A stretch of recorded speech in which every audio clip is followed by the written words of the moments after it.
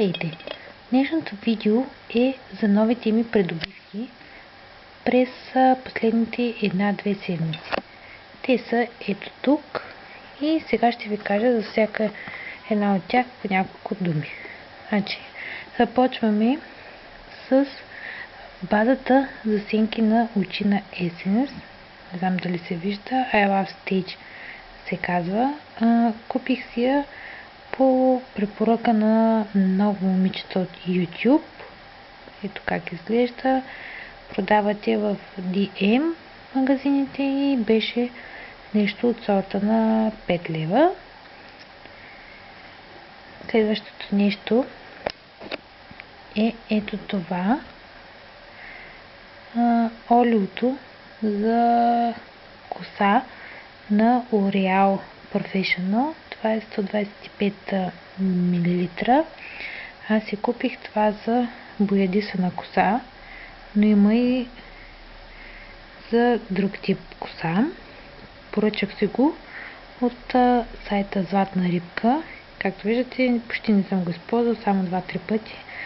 Така че не мога да дам много обстойно мнение, но като начало ми харесва. Прави ми косата мека и мирише уникално.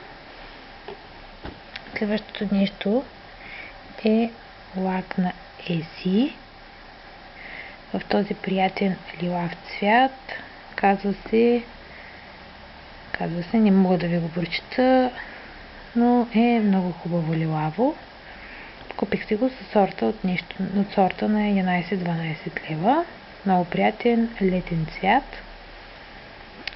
Следващото нещо е ето тази маска на Vichy. Както знаете, аз съм фен на марката.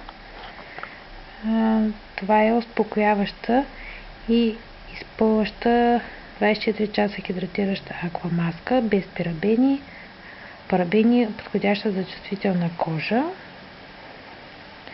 Минерален състав. Не съм я използвала все още, но четох много добри отзиви за нея. До сега всички маски на Vichy, които съм използвала, съм останала доволна от тях. Като събера повече мнение, ще ви кажа как е. Забравих да кажа цена. Купих се от аптека за нещо от сорта на 11-12 лева. Не е много ефтина, но пък надявам се да ми хареса. Следващото нещо е една гъба за тяло. Това е тази лилава гъба от The Body Shop. Симпатична малка оранжева гъба, нищо кой знае какво. Просто цвета ми хареса, затова се я купих. И следващото нещо е четка за коса от така известната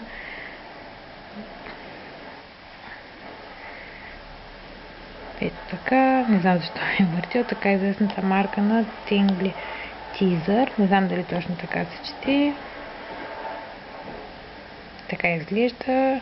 Използваме отскоро и все още не мога да ви кажа мнение, но пък цвета ми хареса. Поръчах се от интернет.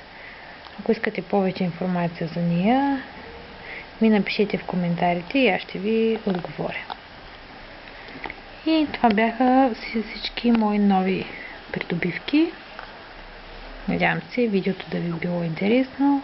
Чао, чао и до скоро!